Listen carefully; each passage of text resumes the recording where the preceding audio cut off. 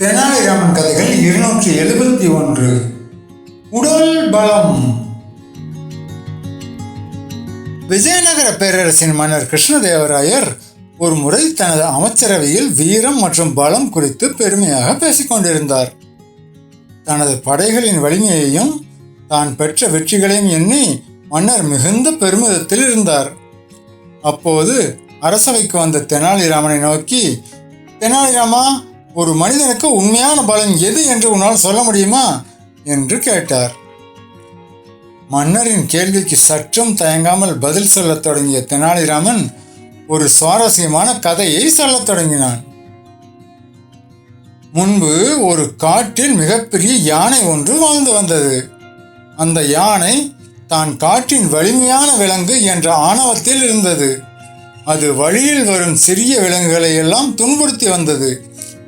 ஒரு முறை அந்த யானை ஒரு மரத்தின் அடியில் அமர்ந்திருந்த எறும்பு கூட்டத்தின் மீது தன் காலை வைத்து மிதித்தது. இதை கண்ட ஒரு சிறிய எறும்பு யானையிடம் சென்று, ஏன் இப்படி செய்கிறாய் என்று கேட்டது. அதற்கு அந்த யானை, என் காலின் பலத்தால் உங்களை அழிக்கிறேன் என்று ஏளனமாக சிரித்தது.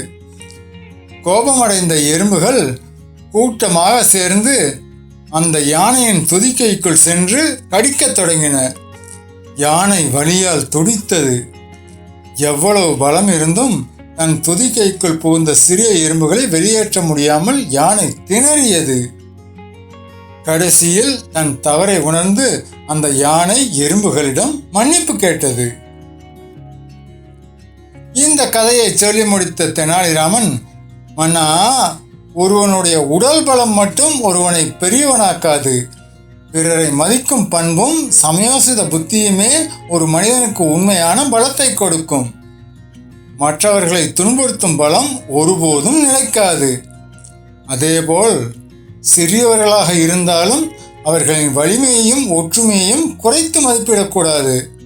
அரசாளும் மன்னராகிய உங்களுக்கு உங்கள் படைகளின் பலம் பெருமையை தந்தாலும் உங்கள் அன்பும் நீதியுமான ஆட்சியை விட அந்த பலம் பெரிதல்ல என்று விளக்கினான். தெனாலிராமனின் பதிலை கேட்ட கிருஷ்ணதேவராயர் அவனது அறிவையும் முதிர்ச்சியையும் பாராட்டி அவனுக்கு பரிசுகளை வழங்கினார். அந்த நாள் முதல் பலம் என்பது மற்றவர்களை அடக்குவதில் இல்லை, நல்லவற்றை பாதுகாப்பதில்தான் இருக்கிறது என்பதை மன்னர் நன்கு புரிந்து கொண்டார். நீதி. உண்மையான பலம் என்பது உடல் வலிமையில் இல்லை, அது பிறரை மதிக்கும் பண்பிலும் சமயோசித புத்தியிலும் ஒற்றுமையிலும் தான் உள்ளது.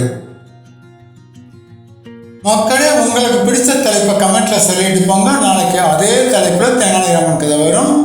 அதுக்கு முன்னாடி இந்த சேனலுக்கு சப்ஸ்கிரைப் பண்ணுங்க, லைக் பண்ணுங்க, கமெண்ட் பண்ணுங்க. Thank you.